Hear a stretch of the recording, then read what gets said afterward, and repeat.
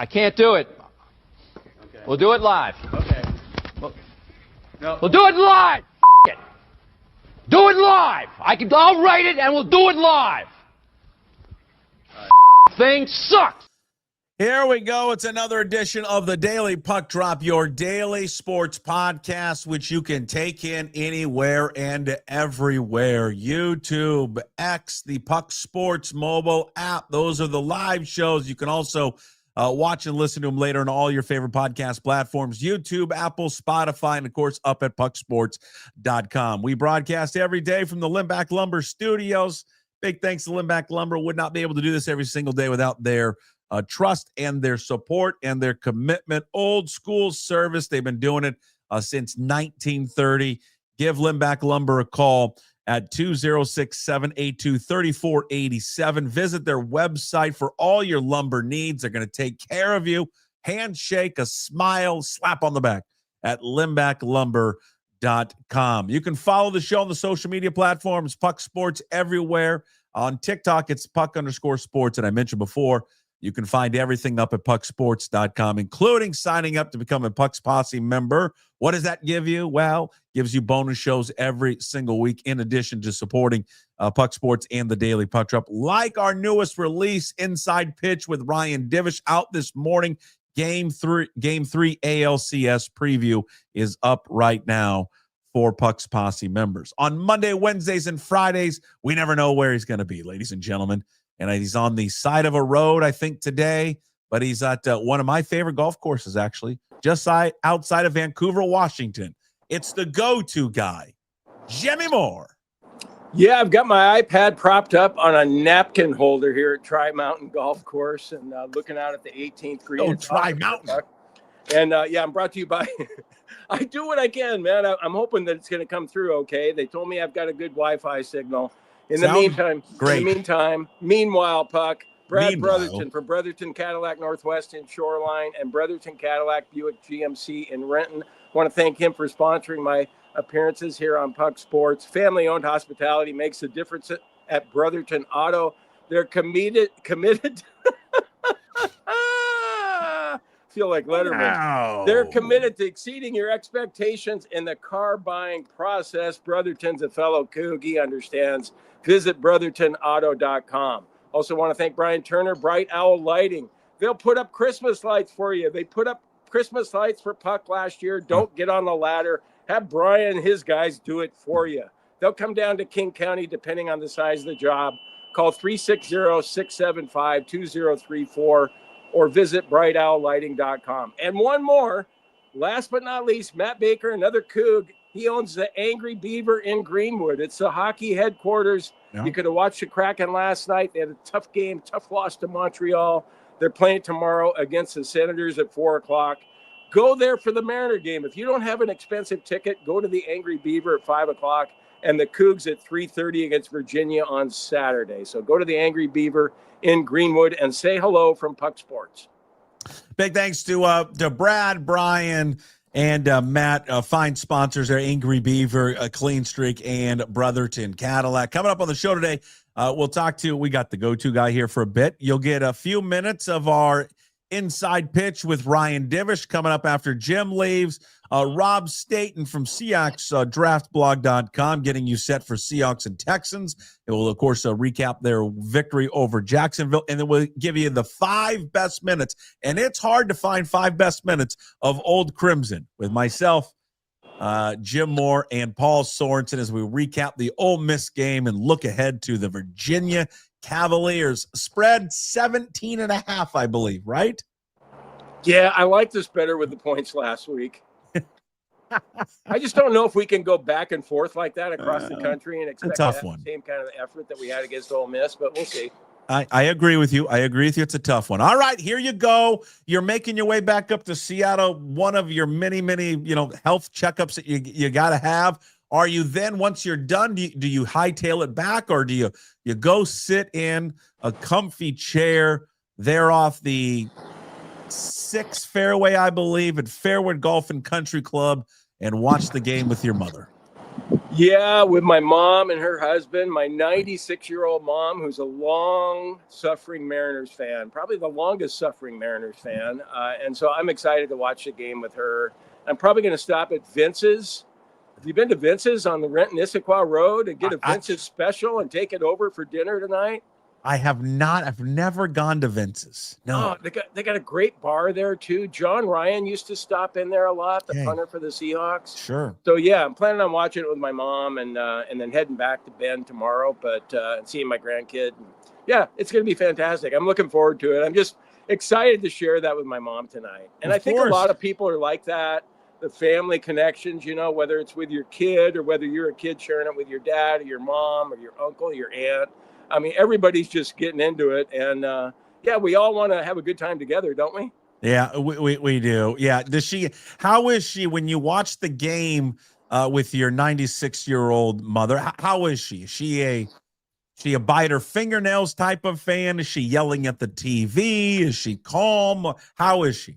She's pretty calm, really. She's pretty quiet. And what surprised me when I wrote about her a couple of weeks ago in the News Tribune is that I thought I had a bunch of questions for her because I thought she'd be, she wouldn't have long answers, but she just went on and she commented about every player and what she liked, what she didn't like. I got a kick out of, she feels like every Mariner fan, with Mitch Garver. Jimmy, why is he in the lineup? Those kind of things. But look at Mitch Garver the other night, legging out a triple. Yeah, it's great. So how does she feel about the team? Have you talked to her? I mean, dare we say it? Dare we say it? Do I smell a sweep. Well, she's anxious. I mean, I think we all are, because we all have this, the scar tissue of so many years of disappointment. And the thing I feel good about, though, and I think most Mariner fans do, including you, I think they're too good to blow it. Don't you? I honest to God think they're too good to blow it. Who has better pitching overall, bullpen and starters? The lineup 1 through 9. They got everything. They check every box, every single box. Pitching, starters, check. Bullpen, check. Lineup, check. Manager, check. Everything. And now they have the home field advantage too. Yeah. So I just don't.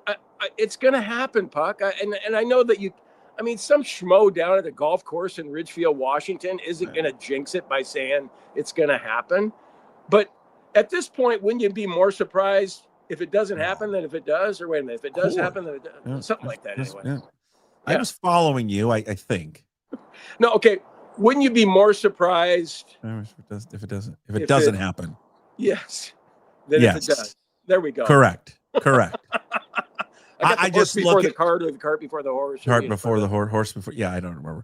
I look at the pitching matchup. I look at George Kirby against Shane Bieber. This isn't your daddy's Shane Bieber, nor is this your daddy's Max Scherzer anymore.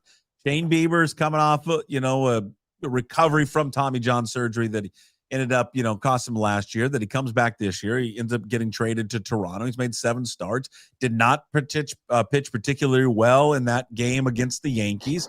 Again, when he's on, he's very dangerous. But again, you're not getting the guy that you had, that you've remembered from a few years ago. Then in game 4, you got Max Scherzer going.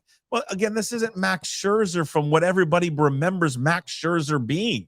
I mean, Shane Bieber has not pitched deep into games. This is a bullpen that has been, I think it's 6 runs now in 8 1/3 innings against this lineup.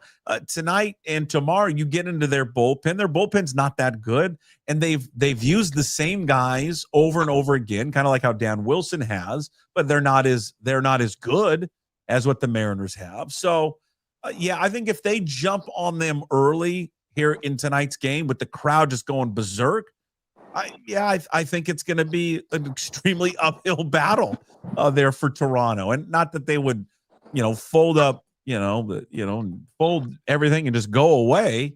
But I don't know, man. I think it's wild to talk about this, but I think they could really steamroll here in these next 2 games. I really do. Yeah, you're thinking the sweep is possible. That's what you said before we started. Absolutely. I just look at the pitching matchup. Look who you have going tonight and tomorrow. They have the clear advantage in both games. Clear arrested bullpen. Spire, Munoz, Brash haven't pitched in 2 days. Bizzardo's pitched one time in the past 4. No, I just sit there and I was just thinking about a Toronto fan maybe stumbling onto the pucksports.com podcast right now and listening to this and probably going, oh my God, look at these homers. You know, they're all in the bag for Seattle and the Mariners, just what you would expect. Hey, trust me, Toronto fans, if you are watching, we rip on this team a lot. We do. And so for us to be safe, you need to take this into account more than you would with most hosts, because typically we'd be going, God, you know, I don't know. Geez, they're not very good. They've never done anything in their history. They suck. And we're not doing that. We're actually looking at it going, I'm trying to look at it objectively, but I think you're right, Puck. And I think even the national guys are figuring it out too, that this is a better team than Toronto. The other thing that I didn't realize, I knew the Blue Jays were the best record at home. They're 40-41 on the road. So they're not very good on the road. So that plays in Seattle's favor. You mentioned Max Scherzer. He had a 9 ERA in his last 6 starts. And they're hoping that he's going to be the July or August Max Scherzer instead of the September one. I'm going, what the hell are you thinking that for? I mean, he hasn't pitched, Jim. He hasn't pitched since September 24th. He hasn't pitched. He was left off the ALDS roster. And again, if you go back and you look at Shane Bieber, he hasn't pitched more than 5 innings since September 20th. So again, you get into this bullpen, which again, 6 runs and 8 1/3 innings. They've allowed 4 of their 9 inherited runners to score. Just get into the bullpen, and I think good things are going to happen here tonight for Seattle. And then you can treat this one tonight, too, as a real we'll push all of our chips in. Because they can. I mean, maybe Kirby gives them, 6-7 innings tonight. He's certainly capable of doing it, but you don't have to. You don't have to push him tonight. You could push him to 5 and go, listen, we could go right to Bizzardo. We could go right to Spire, Brash, and Munoz because those guys are rested and ready to go. Then the Blue Jays are not afforded that type of situation with their bullpen. They're just not. Well, how about just saying what the hell with Kirby tonight? If he's on, if he's got his A+ game or even his A game, let him pitch like Yamamoto did last night for the Dodgers. The guy threw 110 pitches or something like that. That was a throwback to yesteryear. I know, and I bet you Kirby would be willing to do it. Just give him the ball and say, hey, you know what? You're going out for the 7th inning, and guess what? You're going to be out there for the 8th and 9th too. If he's got it going, and if you have a lead, just why not? Just get after it. I think they have this right mentality. Everyone's talked about. You've seen the T-shirts, right? Job's not done. All that. I think they smell the finish line right now. And I just think that they have this real tunnel vision. And I think tonight this crowd is going to be out of control, loud. It's going to be a football-like crowd. And I think they're just going to feed off it. And we'll see. Maybe Bieber comes out and shuts them down and it's a tight game and all that. I just don't see it tonight. I don't know. I don't know why so supremely confident. I just think that the way they reacted in that game 2 and then the way that they played in game 1, they just seem absolutely laser focused right now. Yeah, the only hope you have is that they don't show up as a GIF, down the road where you've got that track runner, going for the tape and thinking, I've got this in the bag, and then somebody comes from behind or the track runner stumbles and falls. I just think they're too good for that to happen. I think they're pitching against the Blue Jays. Now, it's a different deal when they face the Dodgers because I know that's going to be a huge task there. But this Blue Jays team, from what we saw in those first 2 games of them, you don't really fear them. It's just like the Dodgers and the Brewers. It just looks like a mismatch. Well, so far it does. And then I think tonight, they're the heavy favorites tonight, are they not? Yeah, the -131. I just looked at DraftKings. +107 on the Jays.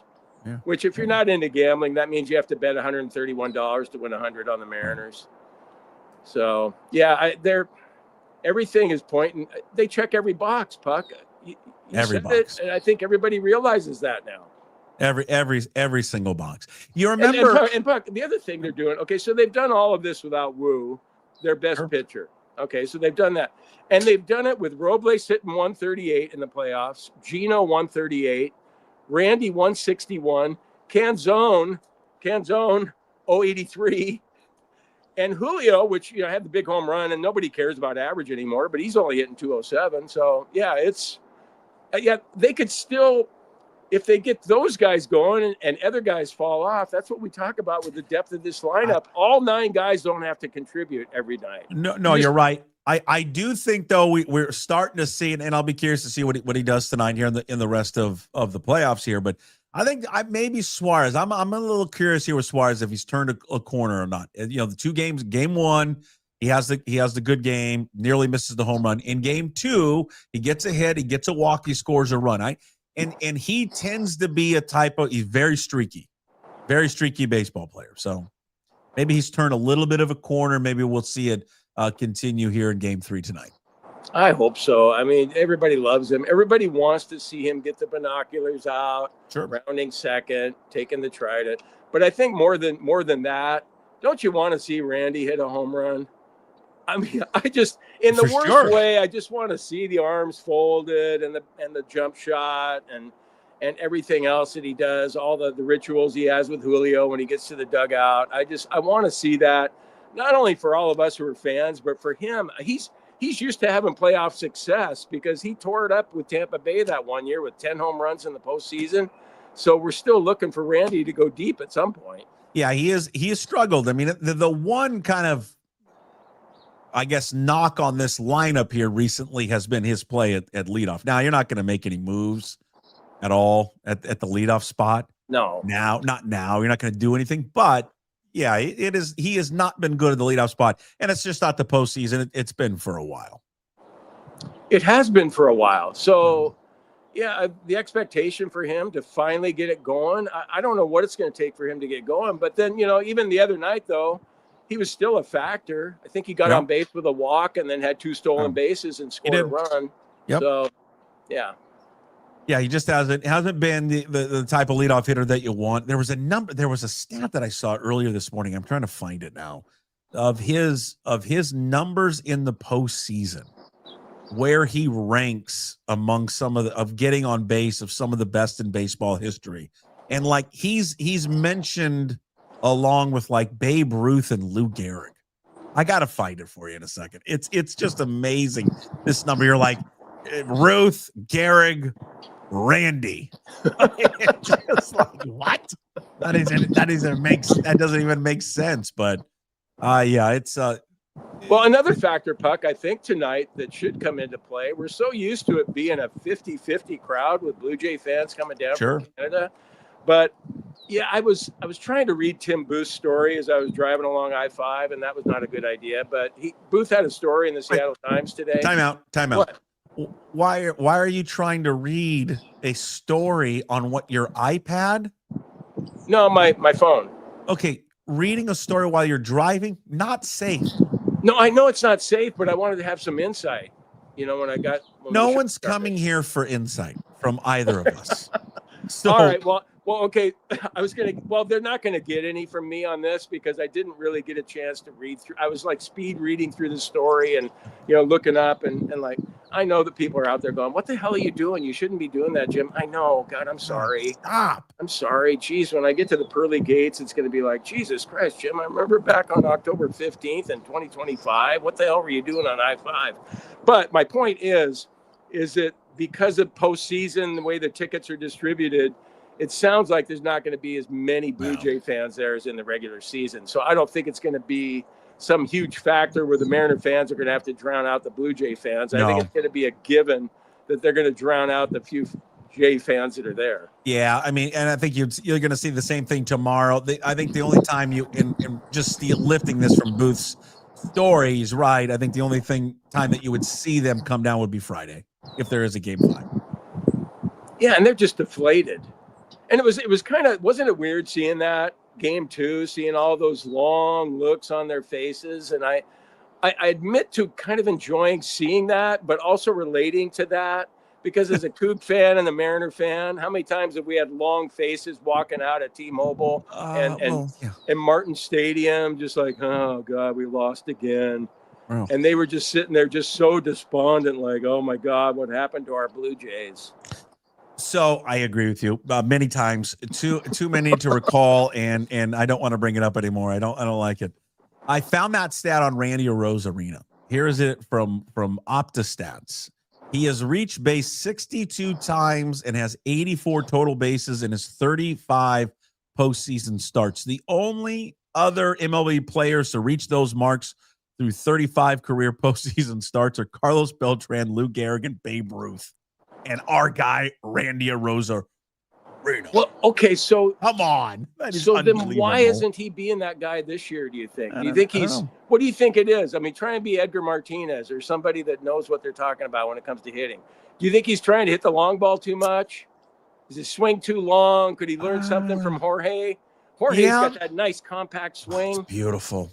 Now, there was a picture of him the other day when he hit that home run, and it looked just like his follow-through when he followed through. If you put him and Griffey side by side on Griffey's follow-through, it was the same. Well, Polanco, when you look at the replay of the swing, you looked at it and you thought, okay, that's a beautiful swing. That's great contact, but you don't think home run with that. No. When you're looking at him, from the side. Yeah. And yet it carried all the way. So, God, has he been fantastic. I mean, DePoto's got to be executive of the year for bringing him back, if nothing else. Excuse me. You broke up. I didn't hear you. You I know. I still, God, you broke up a little bit. You broke up a little bit. Can you repeat what you just said? I don't like Jerry personally, so it's hard for me to say that stuff. But you can make a case if you're trying to be objective, which I am right now, that he could be executive of the year. Oh goodness! Look at us. Look his team where has we have accomplished come. Something that no other Mariner team has ever done. Well, they're about to. If they win tonight, they've never won 3 games in an ALCS, so they can do obviously tonight. I came across this clip. I wanted to play it for you. It's just high praise from a current major league manager who they just played. AJ Hinch was on MLB Network Radio and had very high praise for this year's Seattle Mariners. I think the Mariners have been really tough. We saw them in July before the break, and they were really good. And they put it on us a little bit with high-end pitching, and their lineup can swing the bat and hit the ball out of the ballpark. And in our series, their pitching was relentless. We did have a breakout game where we got to their bullpen a little bit, but that's hard to live that way against the Mariners, especially as they get fresh. And one of the things I see in this series is Game 2 was super important for the Mariners to win. They have a 2-0 lead on the race to 4 wins, but they got to rest Munoz. They got to rest Brash. They got to rest some of their big boys in the back end where they can go 3 in a row now to, maybe even close the series out if they can get a couple wins. And but that was what was really hard is like they just had an answer from the pitching side. No matter where you were in the lineup, it felt like, man, can they use Brash again? Yep. Can they get to Munoz for 2 innings? Yep. They just keep coming at you. And their rotation, I love when they call Bryce Miller like a 5th starter. Like, I know his numbers weren't great this year, but it's like, come on, dude. That's your 5th starter is Bryce Miller pumping 96, 97 with a good split and a good slider. So their volume of pitchers coming at you. And then when you look at their lineup, you got to look at their lineup a lot differently than you used to. Like they had a hard time scoring runs at times, but when you roll around the lineup, they have a couple switch hitters, which are hard to match up with. Arozarena hasn't really gotten started yet. He's an impact guy. Julio obviously burned us a little bit in our series. And then Polanco just hides in the 6 hole and all of a sudden you look up and he has been instrumental to their success. So I'm rattling off 5, 6, 7 names, in their order, which is a different style of Mariners team than what's been there, in previous seasons and the teams that have fallen short, in their quest to get to the World Series. They're pretty high praise there for AJ Hinch. It's just talking about this team, and then when you hear, it's easy for us to say those things, but when and you're like, wow, but we're in it, right? We should be saying this, but when you hear it coming from outside of the organization, I guess outside of the bubble that we all live in, now you understand just how others view this team. And, it's they probably view them that they're more dangerous than we even give them credit for. Well, yeah, I mean, AJ Hinch, I've gained a lot of respect for him in the last week or so because he's so candid and he's really insightful with what he says. He doesn't hold back. And what he had to say there, it's true. We talk about it. Imagine being a hitter on another team, and okay, so you face Bryce Miller, and laughable that he's a fifth starter, but that's how good the Mariners starters are. And so then you have him, and then you got Logan Gilbert. Now, that wasn't Logan Gilbert. We all know that. That was him out there, but it wasn't the Logan Gilbert we know that he can be. And he's either your first or second starter, and then you don't get a break. You just don't get a break. Look, you got Kirby, Castillo, and then Woo coming. Right. And then the other thing about the Blue Jays is when they beat, I heard this on KJR this morning. I know you hate that. Jesus. I know you hate that. And Chuck Powell mentioned it. But I feel like I'd be lifting it if I said it myself without giving him some credit. But when the Blue Jays came here back in April or May or whenever it was, they swept the series. So if you're a Blue Jays fan, you're thinking, hey, man, they went to Seattle earlier this year and took 3. So why not do it again? Well, that was back when they had Rowdy Tellez and Dylan Moore and Master Boney playing and, all these guys. Well, those guys aren't in the lineup anymore. This lineup's a lot deeper, like we've talked about. So things are different. And I'm with you, man. I think it's going to be a sweep, or they win in 5 with Bryan Woo being the winning pitcher on Friday. The last thing for you, I don't know if you've seen it. Have you seen Cal Raleigh, not a finalist for a Gold Glove? And I mean, this is one of the stupidest things. I just have to. I'd love to see the rationale behind this one. Now they go into the weeds on some of these stats that probably are like, I don't even know what that stat means. I've looked up at all the FanGraph stats. You'd have to just explain to me why he's not one of the finalists. He's top 3 in fielding percentage. He had 1 pass ball. He committed 4 errors this year. Alejandro Kirk committed 9. Dingler committed 7. I mean, I'd love to hear how they came to this conclusion. The guy won the Platinum Glove, and now he's not a finalist? No. Yeah, no, you really got to go in the weeds on that one, because the metrics apparently show that those other 3 guys are better than him in the small number category. But the 2 eyes that we look at, and we watch him every single game. And Puck, I don't think he had a pass ball until in the playoffs? Maybe he had That was one. it. Yeah, it was it. He's only had 1. It was in the postseason. Yeah. And I he didn't throw out as many runners this year as he did last year, but and I don't watch the Blue Jays that often, but you're telling me that that fat little guy is better than Cal Raleigh? Come on. All right, safe travels up to Seattle. Say hello to your mom. Go M's. See if they can go up 3-0 tonight, Jim Moore. Okay, Puck. Thanks for having me. Go M's, go Cougs. There he is. Go Cougs, go M's. James Moore, the go-to guy with us on Monday, Wednesdays, and Fridays. Big thanks to Brotherton Cadillac, Clean Streak, and, of course, the Angry Beaver in Greenwood. Great spot to go watch the M's tonight as they bring you Jim Moore every Monday, Wednesday, and Friday. On Wednesdays, we catch up with our MLB insider, Ryan Divish. It's Inside Pitch with Divish, brought to you by Chalet Bowl. The full episode, full podcast previewing Game 3 of the ALCS is available right now for Puck's Posse members. You can go to pucksports.com to sign up. It's just $5 a month is all it costs you. But every single week, we give you a little sneak peek. How about sneak peek? A little Divish light leading up to Game 3 tonight in Seattle. Mariners and Blue Jays. Here he is, Inside Pitch with Ryan Divish, brought to you by Chalet Bowl. But we still have 2 more wins, and it was really cool. You went 2-0 and in Toronto and stuff, but they're no celebrating. They're like, okay, let's just go back, get to work and win. And I think that's the big thing with this team. And then we've seen it a lot, even in when they were terrible on the road and stuff. And there were times where they were down, but they had a way to pick themselves back up. And I think even when they were riding the winning streak towards the end of the season, the same way, it was kind of the same. They're very flat line. They didn't ride the highs and lows. And I think, a lot of that credit kind of goes to Dan Wilson, whose personality certain doesn't go up or down, or, the anxiety or tension. I think, being around Scott Service for as long as I was, there were times where you could definitely feel the tension. Scott would get irritated. They wouldn't be playing well. He'd get tense, and it would kind of radiate a little bit. And it was also in the front office as well. Jerry DiPoto would get tense. He would get angry, or he'd get pissed because they wouldn't be playing well. And it just would kind of radiate everywhere. With Dan, none of that happens. It just kind of is just, it kind of just was flatlining. Like, okay, whatever, let's move on. What do they say? Wash it. I mean, they wash the wins as much as they do the losses, and I think that's key in the postseason, where everybody else is just on red line stress level.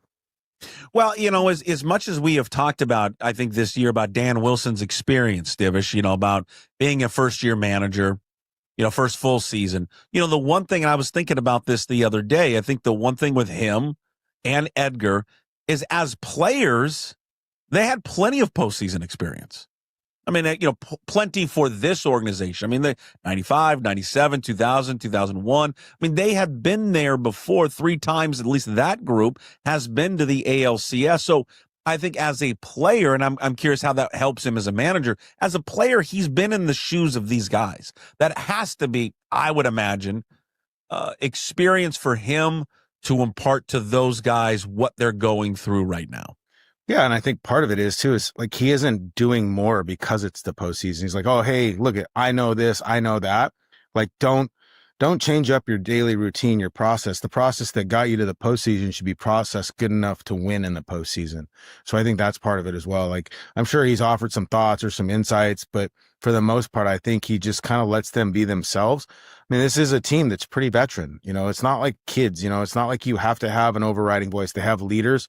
They have guys that have been to the postseason, and I don't think you need to have a heavy hand and be a main voice in the clubhouse. You let the other guys do it, because that's the one thing is like, guys don't want to see you act differently now just because it's the postseason. That would be, you want the same kind of guy that managed in the regular season to manage you in the postseason. You don't want him to be more tense, and you want to play the same kind of baseball as well. George Kirby will be on the mound later this evening. In his brief career in the postseason, he has been electric. I'm just curious, you've covered him since he's come up and has made his debut. What about his makeup allows him, he's a very good pitcher also in the regular season, but what allows him to even take it up another level in the postseason, at least early on in his career, that you have seen?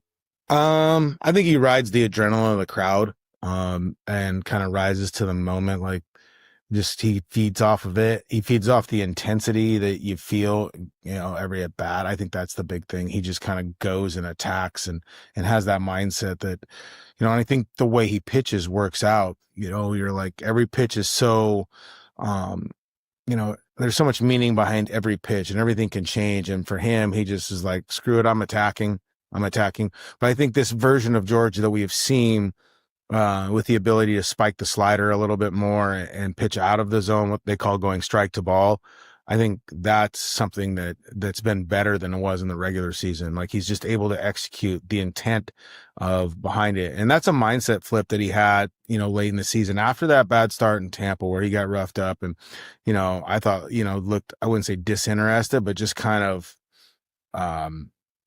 it just like everything was going wrong and he kept letting it go wrong, and nothing. And it was that mindset, like, I can't fix this, not in this game. He had some tough conversations, I think, with Adam Bernaro, their sports psychologist or mental skills coach, as they call him, and just talking about what he needs to do and what he needs to focus on. And I think it got a lot better. I think he's got a better process, a better focus on what he wants to do. Along those lines of Kirby, I think we've seen this also with Bryce Miller. You and I have talked about Bryce Miller a lot. Even go back to last season at times, you can make an argument that he was the best pitcher on this staff. He did not have the regular season, obviously, that we all thought he was going to have. He dealt with a bunch of injuries. I mean, the reason they're in this position right now, Divish, in as they get ready for Game 3 with a full arsenal in their bullpen is because of what Bryce Miller did. Bryce Miller has been terrific in this postseason. He was very good in Detroit, and then he backed it up in Game 1 with just, again, I've said this before, and again, it's debatable, but I think it's one of, if not the greatest postseason performance from a starter that this organization's had. Now, again, it's not a long history of playoffs for this team, but when you think of the circumstances and everything that went into that start, I think you can make a viable argument that what he did in Game 1 of this series was unbelievable. And he's a guy like Kirby that you just feel like when the moment rises, their play rises as well. Yeah, I mean, I think that's part of it, I think, yeah, I was going to reference Bob Walcott in my story, but I was worried that nobody would understand the circumstances, and I didn't have the word count level to be able to sit and explain it. But yeah, I mean, the circumstances surrounding everything. He went on short rest. He was going into a place where the team that he was facing had scored 23 runs against the Yankees in 2 games. Just go out and execute. But I think that's part of Bryce's personality and makeup. He doesn't make the moment bigger than it is. I think he makes anything bigger than it is, except for maybe Texas A&M football. So he just goes out and attacks, and then he goes from there. And I think that's what we saw. I think we also saw that he mentioned this too, is he changed up his mindset and his attack plan, and he thought he had gotten away from using his secondary stuff more than he'd been in the past. He'd gotten too reliant on fastball splitter, and that, his other pitches, the slider, the other 18 pitches he throws, the slider, the curveball, the other stuff was important to offset the things that he's doing. And so I don't know that he's kind of, I don't know that he it's not just any one thing. I think it's anything. Status of Bryan Woo. He spoke yesterday to you guys. It sounds like Game 5, if necessary. If he does pitch in Game 5, what's the rule? He comes in. How much does he throw? How long? What's the leash for Bryan Woo? Probably 55 pitches. He hasn't been built up enough to really handle much more than that. Now, however efficient he is, that'll be determined, how many innings, if he's efficient, and that he can be very capable of that. Get ahead with the fastball. These guys swing a lot. Maybe he gets 4 with 50 pitches. It's possible, but they can't push him more than that, because honestly, look, it's okay for them to look ahead a little bit and say, look, we need this guy for the World Series, so let's not kill him in his first outing back and not do anything, and then go from there.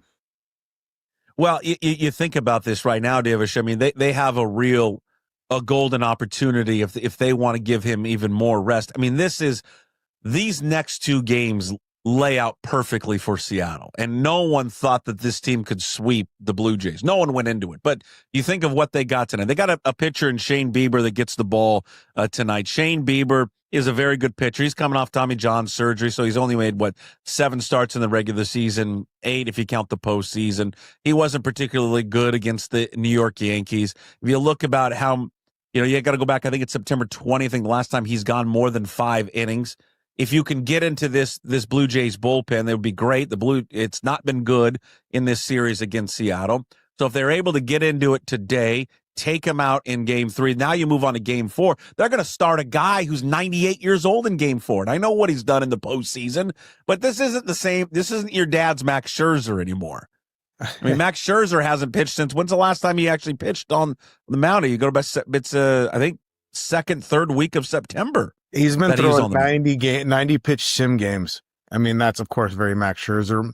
There's Max Scherzer is a warrior god in the postseason. Absolutely, but he's 40. He's a Hall of Famer. But yeah, of course. Yeah, no, they have every opportunity. They have 3 games at home to win 2. I mean, you like their chances given the circumstances of their rotation. I think it's fair to have that expectation. I mean, I don't want to go back to Toronto as much as I love the city. It's a great city. I just don't want to have to make that flight. So,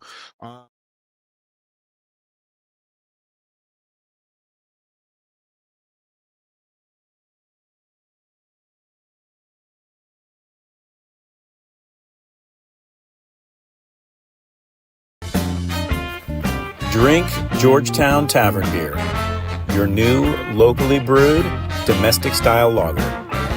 4.2% alcohol. Cheap, good, local. And big thanks to Ryan Divish for joining us. And again, that full Divish interview podcast is up on the Puck's Posse site. Just go to pucksports.com to sign up there. And you get the full Divish experience as you do every single week. Good stuff there from Divish talking about tonight's game, Game 3 against George Kirby and Shane Bieber is the pitching matchup. And again, you look at these 2 matchups. Again, Bieber against Kirby tonight. Scherzer against Castillo tomorrow. They've got the advantage in both those games. And I even think if we sat down a Blue Jays fan or broadcaster, whoever, and said, hey, where are they better than Seattle? The lineup is not better. The starters are not better. The bullpen is not better.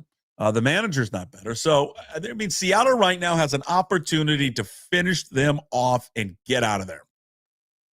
Because right now what you're seeing in the other series, I mean, it's shaping up. It's going to be the Dodgers right now that will advance here to the World Series. I mean, the Brewers have no pitching, have no starting pitching. I mean, they're going to go bullpens. It's bullpen city for them. In all likelihood, the Dodgers are going to sweep the Brewers and move on. So you almost want to keep up with the Dodgers and not allow them to have any more rest than it looks like they're going to get. But the biggest thing is these next 2 days, the environment is not going to be what it usually is when Toronto fans come down. That's probably not going to happen until Friday. It's going to be pro Mariners tonight and pro Mariners tomorrow. I have a great shot to absolutely finish things off here in the next 2 days. Again, the full Ryan Divish podcast available for Puck's Posse members. Just go to pucksports.com to sign up. We go from baseball now over to the NFL. He joins us every single week. Ladies and gentlemen, it's Inside the Bloody Trenches with Rob Staton, SeahawksDraftBlog.com. You can follow Rob on social media at Rob Staton and check out his YouTube page, Rob Staton Football. His weekly appearance, again, brought to you by Georgetown Brewery, makers of Manny's Pale Ale, Bodie's Offa, Rogers Pilsner, Georgetown's Tavern Beer, tasting room and beer garden open daily from 10 a.m. to 8 p.m. Visit georgetownbeer.com. You've been staying up, I think. And have been paying attention to the Mariners. Now, do you get the games over there? Or did I see it correctly? You were following it on like an app. Just like old school. So I don't know what it's like in America. I guess you have something similar, but we have various different brands. So we have something called Sky Sports, sure, and then you have something called TNT, and then you'll have something else called Premier Sports. And if you want to watch the NFL and college football, it's DAZN and Sky, and that's what I subscribe to because I need that for work and everything. But I don't subscribe to TNT since they lost college football. But they have the NHL and the baseball. So sure, I do not have a subscription to that. So I couldn't watch the game. But having been to a Mariners game when I was in Seattle, and obviously everybody in Seattle is crazy about it, and everybody that I know in Seattle is absolutely desperate for the Mariners to get to the World Series. So I've kind of got caught up in the buzz of the Mariners. So I did stay up to track the game on the play-by-play. So all you get is like, this player is pitching to this player, and then it's a strike, and then it's a foul, and then just get the list. And that's how I was tracking it. And also I was like watching people's reactions on Twitter, and that's how I was following the game. And I put it out saying that I can't believe I'm staying up to essentially track a baseball game for this. And then somebody else who lives in the same area as me and follows me for the day job said, look, I've got a subscription to Major League Baseball TV. Would you like to borrow it to watch the game? So I was like, yeah, like I really would. So he gave me that, and he said, listen, watch all the Mariners games. So for the following, the two against Toronto, I've watched on that. Look at you. Yeah, so I've been watching all of the games. It's unbelievable. You were turning into a Mariners fan right before our very eyes. I love it. It's weird. It's crazy because, I mean, it's hard to put any NFL team in any market on the back burner right now. That's what's happened here with the Seahawks. They certainly are on the back burner right now, coming off a very good win there against Jacksonville. And it was up and down. I mean, the defense was all over the place. It was great. The defensive line was just sensational.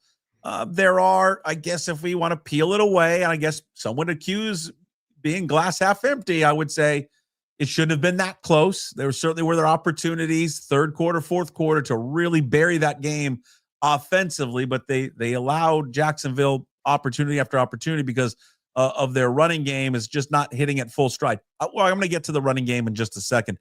Let's go back to the defensive line and just how disruptive it was against Jacksonville. And let's highlight one player in particular, second-year player Byron Murphy, who just had a fantastic game against the Jags. Yeah, he did. He's doing a very good job, isn't he, of creating pressure this year and turning that into sacks. To have 4.5 sacks already, and to think, like I was looking at Jeffrey Simmons, who is, I think most people would say is probably the best defensive tackle in the league right now, because Chris Jones decided that he's in semi-retirement with the Chiefs, and Aaron Donald is in full retirement. So I think Simmons is the one who you would look at and say he's the biggest X factor defensive tackle. It's a shame for him he's stuck in Tennessee.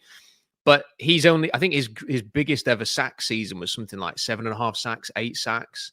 So if Byron Murphy can get to 4.5 after 6 games, he's well on the way to sort of matching that and maybe even surpassing that, which shows that he has turned. I thought he had a more solid season last year. It was solid but unspectacular. But he's upped that a little bit now. It certainly helps playing next to Leonard Williams, who is just unbelievable. Sure. What a player. And the fact that they've got Jaron Reed there, who's still being Jaron Reed. And, DeMarcus Lawrence had a great game as well. Chenna Nwosu had a great game. It's exactly what you needed to see, Puck, because last week we talked about it. The secondary had a real struggle. Mm-hmm. And none of the players were back on the field who were missing from the Tampa Bay game. So somebody somewhere was going to have to step up to the plate. And the answer to that was, well, the entire defensive line did, and the linebackers. So kudos to them, because they still need more. And I'm waiting to see. Look, what is it? November the 4th. How many weeks is that? I'm waiting to see what they're going to do in the trade market. Yeah, and I want to get to that because you have a story up at SeahawksDraftBlog.com about trade targets. I do want to go back just and stay on the defense for a quick second. What I also liked about the game is you saw I think a change in Mike McDonald a little bit. And I don't have the numbers in front of me what the percentage was. I can just go off what I watched. They blitzed a little bit more. How much more did they blitz? Certainly more than they ever do blitz, because he doesn't like to send extra defenders. But I like that small little adjustment from him, recognizing that we've got some issues in the back end here a little bit. We need to create a little bit more pressure to maybe give those guys a chance. Now it can backfire on you, because if you don't get home, then those guys are kind of left out there. But I thought it was a nice, week, I guess, a game of strategy there from McDonald leading up to that game against Jacksonville to make some adjustments going into that game. Yeah, I mean, I don't know if I've not checked the stats. I just thought it was. I just thought the guys won up front more often for me. I mean, that was kind of my takeaway. I've not watched the game back. I've only watched it once live. My sense was that there were a lot of winning battles up front, and for me, like, it was Williams and Lawrence who perhaps stood out the most. I know Byron Murphy obviously had a very good game, but I just thought those two grizzled veterans for me they just bullied their opponents, and I think that was integral to it. And then look, you even see, like, when Drake Thomas is beating somebody with a great pass rush move and then exploding into the backfield for a sack. You've got to win. Like, that's it. That's just what didn't happen against Tampa Bay. There was not enough wins, like either up front or in coverage. Nehemiah Pritchett got beat like a drum, and up front there was hardly any real sustained pressure on Baker Mayfield, and that's a terrible combination. Now, in this game, it did feel a little bit as if the coverage issues were still there, but this time people were winning up front and made life a little harder for Trevor Lawrence. Now, Trevor Lawrence still made some plays, and was quite unfortunate that the Jacksonville Jaguars receivers dropped some catchable passes in this game, which could have made for a closer contest. But I thought they won. Yeah. They just won their matchups better, and I think it's good. It's a shame they couldn't have closed it out a little sooner. But my perspective on this is the Jaguars beat the Niners in Santa Clara, and they beat the Chiefs, and now everybody's back on the Chiefs are back bandwagon because they beat the Lions. So, if we're going to say the Chiefs are back, well, this Jaguars team beat the Chiefs. So they're 2 quality wins. So going over to the other end of the country and giving the Jacksonville Jaguars a spanking, but perhaps not finishing it off sooner, I think that's a terrific result. Yeah, that is just kind of the one thing that I think you could take away from the game, I guess, as a negative. It's because it's been a reoccurring theme just a little bit. You go back to even there was at times in the Pittsburgh game, even though they ended up winning comfortably, but the Arizona game certainly, and then this Jacksonville game, is they have a lead, but without an effective running game just to really hammer it home. Not so much the Pittsburgh game, but more the Arizona game. is that you have a lead. Now you need to lean on that running game late to really just finish them off, chew up clock, and they haven't done it. And whatever the rhyme or reason is why it's not working, I don't know. But it's just been, I think we all can see it with our very own eyes, right, Rob? It's just been an inconsistent running game. Yes, and that's the problem. And people are sort of equating this to a conservative play. People are complaining again about, well, they got too conservative at the end of the Jacksonville game. I was like, well, but if you have a 2-touchdown or even an 8-point lead, like they had in the fourth quarter, you're running the football there. Like you're running the football. You're going to try and kill the clock. You are not, if you get up to the line and throw it 3 times and go 3 and out and have taken 7 seconds off the clock, everyone's crying about why you haven't run the ball there. Mm-hmm. So sometimes you can never win as a play caller, but they're running and they're not getting anywhere. And again, I've not rewatched the game, so this is not a scientific study here. But my sort of impression watching it on the day was that they had a little bit of success with the outside zone, but as happens seemingly every week, the other team took that away, adjusted, and then when they started to run inside, there's never anything there. Like there never seems to be any kind of consistency. Like they may get the odd run that breaks or something, and then that's great. But it's a lot of stops at the line, stop for a 2-yard loss, 1-yard gain, and they're not getting anything from that. They never seem to be able to get into like 3rd and 4 by running the ball twice or 3rd and 1. And that enables you to sort of sustain this. And if they had 3 drives in the fourth quarter where they didn't do anything, and if they'd have just had 1 drive where they ran the ball a little bit, that would have been game over. So they've got to fix that. I think it's a line thing. I think, as we sort of needed the defensive line to win a few 1v1s this week, and they did, I think it's now time for this offensive line to win a few more 1v1s and to execute the scheme and to move people off that line. We want to see the bullying offensive line we saw against the Chiefs in preseason. We haven't seen it yet. So they need to get to that level. Because it will catch up to them. I mean, this pass heavy offense will catch up to them, and it will when teams can start, defenses can start looking at them and going, all right, you're relying so much on that, you've kind of become one dimensional. We can kind of game scheme and prepare for that to stop it, and I think it will hurt them unless they can get some type of balance. Because I mean, what was highlighted by that Jacksonville game was, you look at the last drive of the third quarter, 5 plays, 6 yards. And you go to the fourth quarter, it's 3 plays -1, 3 plays, 3 yards, 4 plays, 14 yards before they finally finished off the game. And the reason they finished off that game was because a pass was to A.J. Barner. So they got to be able to fix that, because when they face more quality opponents, not to say that Jacksonville isn't, they've proved it this year, but they've got to find some more consistency, obviously, in that ground game. And then, despite JSN having this unbelievable season, which he is some more balance in the passing game as well, because they really are relying just on him right now. Well, I mean, the two things I said to that is, one thing, we shouldn't discount the fact that maybe teams are really just selling out to stop the run for Seattle. I mean, the Seahawks have got the most prolific, explosive passing offense in the league currently. They have the NFL's #1 receiver in terms of yardage, and Sam Darnold is top of a large number of categories that quarterbacks are listed in. And part of me wonders a little bit whether, one of the downsides of the being so effective against Seattle in the run and stopping Seattle's running game is that teams are just leaving themselves open against the pass. And what we might see in the next few weeks is that teams adjust to that and say, right, we're going to do a little bit more coverage, and we're going to do a little bit more, let's keep an eye on Jackson Smith-Njigba and Sam Darnold. And what that will in turn do is completely open up the running game. So I think there's probably a little bit of that at stake. And on Jackson Smith-Njigba, I mean, I do think the balance, I mean, Cooper Kupp, if you've got somebody who's going to lead the league in receiving yards, the chances are Cooper Kupp's not going to have 120 yards a game himself. Like there's only going to be so many yards to go around.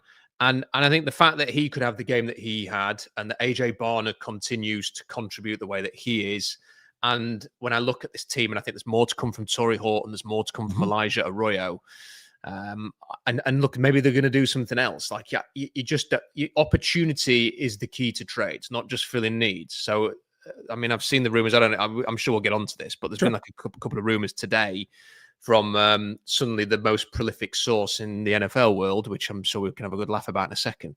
But, they To me, they are quite balanced, and I think I couldn't be happier with the way that this is going on offense. Well, we'll get to it. The trade, you wrote a story, SeahawksDraftBlog.com, about some trade targets that you would like to see. We talked about this last week in regards to Max Crosby, but who else out there? It's just not Max Crosby. Who else is on when you look at this trade deadline coming up on November 4th, who else would be on your wish list?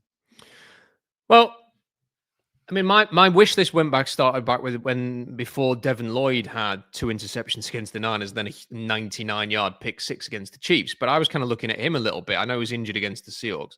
I was looking at him a little bit and thinking the Rams GM, which is where the Jacksonville GM has come from the LA Rams. They're allergic to paying linebackers. They don't like paying linebackers. They'd rather have just a couple of guys out there playing linebacker for the minimum veteran salary. So part of me wondered a little bit whether you'd be able to acquire him, but he seems to have just had too many interceptions for that to be possible. So he was sort of one name a few weeks ago, but like I say, they just don't want to pay them, and he is a quality player.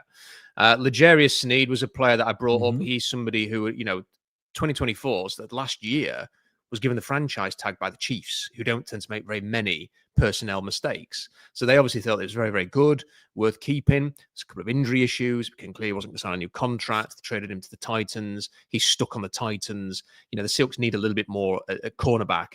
Is he somebody at 28 who could come in and maybe just provide that little bit more assurance than someone like Josh Jobe or even Reek Woolen when he gets back is going to provide? I mean, I think that's an interesting name. I do wonder whether Minkah Fitzpatrick, the Dolphins, are going to blow things up soon. He's somebody that got, in the trade that sent Jalen Ramsey and Jonnu Smith to Pittsburgh, they got him back. He's 29 years old. Is he part of the future for the Dolphins? I don't think so. His base salary is just over $1 million. He's somebody that you could maybe go and have a look at. Logan Wilson has just been benched by the Bengals. If you need a bit more at linebacker, he's 29 years old, so he's not like 35 or anything.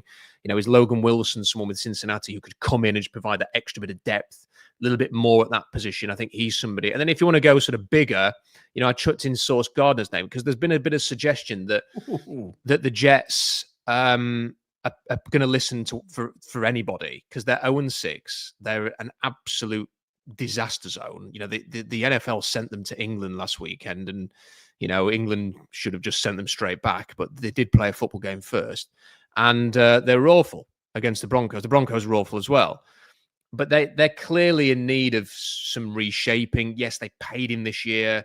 I don't think he's as good as his reputation makes out, but he is somebody, if he's available and you believe in the talent, I think he's 25, then maybe you look there. But the thing I was talking about before, Puck, are you aware of this chap called Ricky Scoops? No. So what is Ricky Scoops? So I need to be following Ricky Scoops. What has he got right now on the Seahawks? Everybody is following Ricky Scoops. Okay, Ricky Scoops. It's just at Ricky Scoops. Yes, it's Ricky with an E in between. Ricky with an E. Okay, all right. The reason everyone's following Ricky Scoops is because he was the person who put out that the Packers were going to trade for Micah Parsons about 2 weeks before it happened. Okay, he Ricky was in Scoops. Yeah, so he that one was put out there, and then like some of the other journalists actually validated it straight away. I'm like, yeah, there's something in this, and then obviously it happened. So he is. I don't know if he's just very lucky, or whether he is somebody who's actually got a source somewhere. But he retired. Basically, he put a kind of a tweet out and said, "I'm going out on a high." He posted this on August the 28th, riding off into the sunset and retiring the red hat. He has a red hat in his and a red NFL hat in all of his posts. He says, "I'm retiring on the highest of highs and going out on top, hanging up the cape for the time being." So he rode off into the sunset after one great scoop, but he's reemerged today, and he is chucking out a load of names. So he has said that Jacoby Myers is going to be traded from the Raiders, the receiver. So the Patriots are aggressively looking for a wide receiver. He said that the Dolphins are shopping Jalen Phillips, with teams also calling about Bradley Chubb, Jalen Waddle, and Devin Achane. And he's also saying that the Saints are open to trading Chris Olave. So, if you want to believe in the mystique of Ricky Scoops, then there are some names to consider. And obviously there's not, there's a couple of pass rushers listed there. Okay. There are no cornerbacks. I have to say I'm a little bit interested by the prospects of Chris Olave because he is a very talented player. Sure. And he's very close to Jackson Smith and Jigba. He's worked with Clint Kubiak in New Orleans. Mm-hmm. He's kind of what Seattle probably just would love to add. Someone who can get straight downfield and take the top off. I know Jack Smith was doing a good job of that, but another player who can do that. And he's the kind of player that he's talented enough where his contract's expiring. Could you get him on the cheap? And it ends up being one of those, how the hell did you get him? Like in a couple of years' time kind of trades. Now, it's not the biggest need in the world, Puck. But sometimes it's about sensing an opportunity and grasping it. Well, find a right guard. That's what I want. Good luck with that. Yeah. Can we just find a right guard? Can we somehow, some way find someone to plug in there? I mean, that to me would be a massive need. Also, we've talked about, defensive ends, pass rushers. I mean, you never have enough of those guys. So whoever would be available would be phenomenal at this point. They got the Texans coming in Monday Night Football. They're 2-3. You got CJ Stroud, and there's so much anticipation, I think, for this Houston Texans team, right? In the last, few years about when they're going to be that team in the AFC to kind of take the next step. They're not off to a great start this year. They don't appear to be that team that's going to take that next step in the AFC. So, I mean, you're looking at Seattle right now. Again, we talk about this all the time. Can they win at home? Now, generally, these losses at home have been against very good teams. Houston does not appear to be a very good team at all. So they should get this win coming up on Monday to improve to 5-2. And then I can't wait for that matchup against Washington. I think it's going to be a great matchup to see them hit the road against the Commanders coming up a week after on Sunday Night Football. Well, I think the Texans are very capable of beating Seattle. I think they're a good team, not a great team. But they do have to win this game, not because it's easy or anything like that. They have to win it because no one's going to take them seriously. If they get to 1-3, and I said this before the Bucs game as well, if you want to be taken seriously, you kind of have to win a home game like that. I think that contest against Tampa Bay has to be, we win in Seattle, you win in Tampa Bay type of thing. Like that's how it kind of has to be, and that's not happened. Now with this, it's the same thing. Like a trip to Houston, with them getting on a bit more of a roll recently. If they lost that game, you could go, well, okay, they lost to Houston. It's an AFC team. We'll move on. But because Houston's coming to Seattle, you've got to win. And if you drop to 1-3 at home, people are going to really take. I know people will go, okay, well, their road record's so great, but you have to. If you want to be a serious team, you can't be 1-3 at home. You've got to get to 5-2. You've got to beat a team like the Texans. And you've got to avoid going to 4-3, because if you get a good win and then have a good couple of wins, then have a bad loss, you're going to sort of be in that sort of 10-7 mix again. And I want to see the Seahawks move beyond that this year. I want to see them go ahead and I want to be going, like you said, to that Commanders game, 5-2, your chest sticking out, thinking, yeah, okay, here's the time to go to Washington and prove you're a badass team. And they're not going to do that if they lose to the Texans. They got to change the narrative. That's the biggest thing for this organization and this head coach. They got to change the narrative that they can't win at home. Go read all of Rob's work up at SeahawksDraftBlog.com, including his piece that we just talked about, all these trade targets that are coming up on November 4th. And, of course, check out his YouTube page, Rob Staton Football. He joins us here every single week. Brought to you by Georgetown Brewery, Inside the Bloody Trenches with Rob Staton. Again, follow him on social media as well at Rob Staton. All right, good luck to the M's. Stay up late tonight. Cheer him on from across the pond. Nice one. Good luck to the Mariners. See you. There he is. Rob Staton, SeahawksDraftBlog.com. Joins us again every single week talking Seahawks football. That will be available later up on YouTube and all podcast platforms. A part of the daily Puck Drop, where you can find all the podcasts up on PuckSports.com and on Apple and Spotify and all of those platforms. All right, every week we give you just a taste of Old Crimson. It's Old Crimson Light. They made a light beer. Myself, Jim Moore, and Paul Sorensen. We talked a lot about the Cougars game against Ole Miss, the fallout from that game, the near win against Ole Miss, Paul's experience going down there to Oxford, Mississippi, and a look ahead to their game against Virginia. Old Crimson every single week is brought to you by Flat Stick Pub. If it's fun you desire, it's fun you're going to get at Flat Stick Pub. It doesn't matter what the occasion is, whether it's date night, guys night, ladies night, or large group event, Flat Stick Pub's got you covered. They have 6 great locations across the Pacific Northwest, from Pioneer Square to Kirkland, South Lake Union, Spokane, Bellingham, and Redmond. All locations offer the best pub experience in Washington. 2 rules at Flat Stick Pub: drink local and have fun. Pretty simple. So if you like to have fun, love local beer, and great tasting food, make Flat Stick Pub your next spot. Visit them at flatstickpub.com.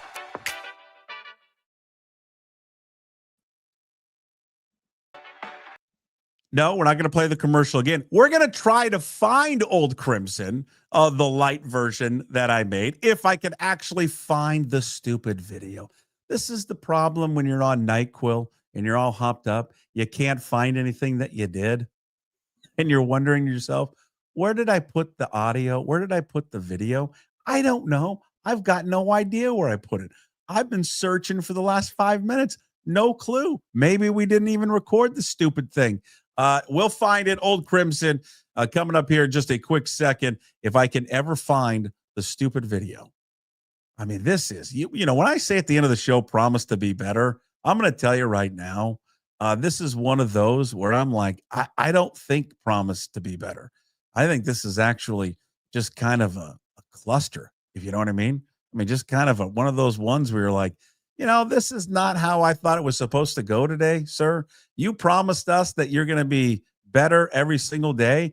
And really, you are not better, because this is not good what's going on right now. Give me a second. We will find it, Old Crimson Light, and we'll give you 5 minutes of the podcast that we did yesterday with myself, Paul Sorensen, and Jim Moore. And I finally found it. My God. You know what? When we post this later, I'm going to edit this all out. Only you in the live version get this train wreck. That when you listen to it and watch it later, none of this will have taken place. Here it is. Old Crimson, brought to you by Flat Stick Pub. It plays into what Jimmy Rogers has done this year. Was after the game, and he, you know, got up there and he goes, "Hey, I'm proud of the guys. I'm proud of how they played. Listen, we gave it, you know, we couldn't ask for any more out of the effort level." But he goes, in the end, I'm pissed. Yeah. You know, because he goes, it's competitive sports. There's a winner, there's a loser. There are no moral victories. God, when I heard that, I absolutely love that, because we've got this complex over at that school, that fan base, where it's like, and that, you know, it was great. We hung with them and it was great. And it was, you know, we almost, you know, pulled off the upset and all that. And it was a great effort. But I came away praising the effort, Jim, but also like, God, man, we let that slip away. We were better than them. We're better than them, and we didn't make a few plays, you know, I think, and he admitted afterwards, hey, if I could take the first play on the last drive back, we'd do it. That didn't make sense to me, the run. But I just loved what he said afterwards. And because I think it changes a mindset of a football team that, hey, yeah, you played them tough, but God, you should be pissed because you didn't win. I love that. That's a great mindset to have. Yeah, well, I think I like everything about him now. I didn't like anything about him after the North Texas game, but how in the world did we go from North Texas to what we saw on Saturday? How did that happen? And so that's got a lot to do with coaching. A lot to do with coaching and the change with the quarterback, and everybody, you know, still wondering why Zevi didn't start and all that. But no, it was just, I don't know. There were just so many emotions. I still felt great about what we did that day. And I would say, Paul, this week that scares me a little bit. Virginia's going to see that and go, all right, we're not screwing around. We're not going to take these guys lightly. For me this week, again, it's not that they've got to go out and win the game because they're traveling to the number 18th team in the country. But they got to follow this up. I don't want to see them go down to Virginia and then all of a sudden get smacked around like you mentioned earlier against North Texas. Because if they play like they played last week against Ole Miss, that shouldn't happen in Virginia. Virginia's not Ole Miss, though, Puck. I stood on the Walk of Champions when that Ole Miss team walked by, and it reminded me of USC back in the day when their first round they had 3 first-round NFL linemen draft choices, 2 second-round, and Marcus Allen in the backfield. They walked by that 6'8". I saw the 6'8", 365-pound guy, and Jim, he would have squished you like a grape. I mean, he was massive. He had a Flavor Flav platinum frickin' diamond thing on his chest that was probably worth $250,000. It was worth more than my house. Awesome. And he was wearing it on his head, on his chest, man. I mean, it was unbelievable. He walked by, he blocked out the sun. They're not as dynamic, up front as Ole Miss is in terms of the NFL guys up front, but they got 2 really good running backs. They got a quarterback that can sit back there and throw the ball better than Ole Miss's quarterback. He's a better runner, Ole Miss's guy, than the Virginia guy, but the Virginia guy's a better passer than the Ole Miss guy. So the Cougs have got to get healthy. They're going to be leg weary. It's a bitch to travel back east 2 weeks in a row, so they're going to have some issues on that front. But who cares, man? This is Ringling Brother and Barnum and Bailey, the banana hammock guys or whatever those guys are that travel around the country and play baseball. That's what we are. Hammock is something different, Paul. Okay, whatever those guys are, the fruit team that dresses up in Savannah yellow. Bananas. That's it. Yeah, those guys. Yeah, that's what we are. Jim Moore, tell me this, because this was a topic that came out this week, and Jimmy Rogers addressed it. He was asked about Kirby Voorhees. What is he the starter? Why doesn't he play more? And he goes, "Hey, I look at him as the starter, even though he doesn't start the game because he gets starter reps and starter minutes." Okay, that's fine, but listen, you look at the stats right now, Jim. He's got 48 carries on the season. Angel Johnson's got 47. This is the one thing I'm a little frustrated with, is this continuing to somehow plug Angel Johnson into this offense. 47 carries, 94 yards. I mean, he's just, whatever reason, I don't know what it is, Jim. It's just not working out. This needs to be the Voorhees Pulawasi show, and Angel Johnson, to me, hasn't earned the right to get on the field. No, I agreed. Everybody who's watching Cougar football would agree with you on that, I think. I think with Angel Johnson, you see a guy that can hit a home run every once in a while. He hasn't hit a home run, but he looks like he's got the moves where he could maybe break one at some point. Sure. But that just hasn't happened. He's averaging 2 yards a carry. And Voorhees is averaging 5 yards a carry. Yeah. And we saw that Voorhees, it's not like Voorhees can't hit home runs. He hit one against Ole Miss. So, yeah, it's a hard one to understand, just like the quarterback situation earlier this year. Paul Sorensen, a former All-American safety at Washington State. Follow him at Paul Sorensen 28 there on X. And Jim Moore, the go-to guy. Follow him at Cougs Go. Thank you, boys. We'll talk to you next week. Thanks, Puck. Okay, Puck. Go Cougs. Go Cougs. There it is, a little Old Crimson Light this week. The full episode brought to you by Flat Stick Pub, available on all podcast platforms, Apple, Spotify. If you'd like to watch the three of us, it's up on YouTube as well. We talk more about the Ole Miss game, Paul's experience down there in Oxford, and then more in detail on their matchup against Virginia. Again, that's available right now on YouTube and all podcast platforms. Old Crimson every week.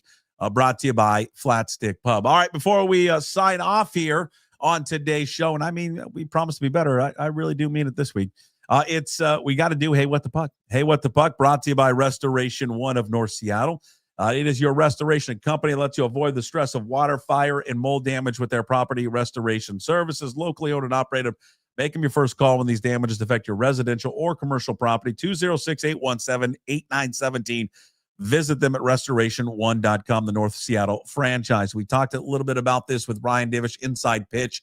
That full podcast available right now for Puck's Posse members. If you go to pucksports.com, you start looking at Game 3 and Game 4. And I know as Mariner fans, I'm getting way ahead of myself. But look at the matchup that you have tonight and tomorrow. You have the clear advantage in this one. And with what the Dodgers are doing right now to the Brewers, they most likely are going to sweep that series with the pitchers they've got left coming up. To finish them now. Sweep the leg, Karate Kid. Get rid of Toronto. Do not let the Blue Jays have any slightest ounce of hope. Take it away right now. Take it away tonight and take it away tomorrow in front of your crowd that's going to be out of control.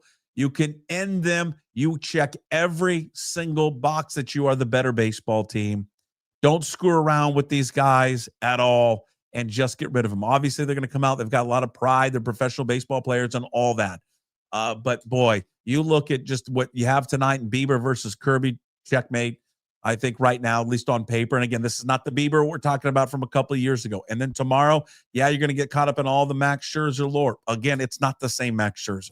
He's not Luis Castillo. You have the clear advantage. Your bullpen is rested. You can use them all tonight. I'm very curious to see how aggressive Dan Wilson gets tonight with how he uses his pitchers. But this is the moment. They talk about seizing the moment, but go and finish them. Do not allow them to have any hope. Because if they get tonight, then they've got hope. They don't get tonight, they're done. They know it. Everybody knows it, that they're done. That's Hey What the Puck, brought to you by Restoration One of North Seattle. It's your restoration company that lets you avoid the stress of water, fire, and mold damage with their property restoration services. Locally owned and operated. Make them your first call when those damages affect your residential or commercial property. 206-817-8917 or visit them at restoration1.com, the North Seattle franchise. Thank you for everyone watching and listening today. Thank you to our sponsors, Limback Lumber, Flat Stick, Georgetown Brewery, also Restoration One. Big thanks to gym sponsors, A Clean Streak, Brotherton Cadillac, and the Angry Beaver. Find today's Daily Punch Up on your favorite podcast platforms, Apple and Spotify, and others. Also, find it on YouTube. When you're there, please hit the like button, subscribe to the YouTube page as well. Also, you can find everything up at pucksports.com, including signing up to become a Pucks Posse member. Great time to do it. Lots of stuff up there right now. Our bonus shows that we have every single week, in addition to supporting everything that we do here for the Daily Punch Up on pucksports.com. Big thanks again, everybody watching and listening today. We will talk to you tomorrow, Thursday. You get KJ Arntz with Mitch. We've got Mike Garofolo. We've got a little Brad Adam. And is that it? Yeah. We're jam-packed on Thursday. Jam-packed. So hopefully the Mariners are up 3-0. We'll see you tomorrow. As always, promise to be better. No shoes, no ties. Would anybody like to smoke some pot? Yeah. I was born to lick your face. I was born to rub you, but you were born to rub me first. What do you need my address for? We'd like to sell out, anyway. Mother of mercy, I don't speak Japanese!